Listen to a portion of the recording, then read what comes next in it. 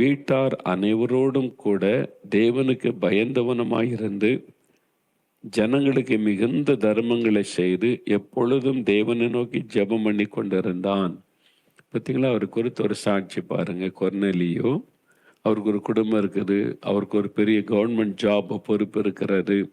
அதுக்கு மத்தியில் ஒரு ஃபேமிலி, பிள்ளைகள்லாம் இருந்திருப்பாங்க, மனைவி பிள்ளைகள்லாம்.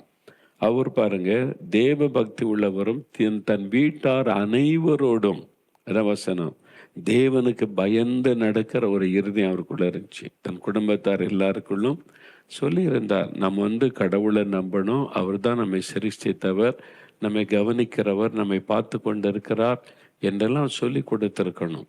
அந்த மாதிரி குடும்பமே அவர் நிமித்தமா தேவ பக்தி உள்ள குடும்பமாய், ஜெபிக்கிற குடும்பமாய், விசுவாசிக்கிற குடும்பமாய் மாறி இருந்தது.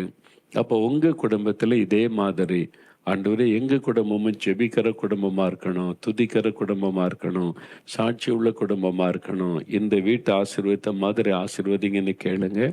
கொர்நேலி வீட்டை கர்த்தர் ஆசீர்வதித்தார். அபிஷேகத்தினாலே நிரப்பி அவங்க எல்லாம் பரிசுத்தாவினால் நிரப்பப்பட்டு ஆசீர்வதிக்கப்பட்டாங்க. அதே மாதிரி எங்கள் குடும்பத்தை ஆசீர்வதிக்கணும் ஆண்டவரேன்னு நீங்கள் ஜெபிச்சிங்கன்னா, ஆண்டவர் உங்களுடைய குடும்பத்தின் மேலே தம்முடைய ஆவியை ஊற்றி புதிதாக்கப்பட்ட ஒரு காரியத்தை செய்வார். அதன் பிறகு ஆவியில் அனல் கொண்டு எழும்பி நீங்கள் சாட்சியாக இருப்பீங்க.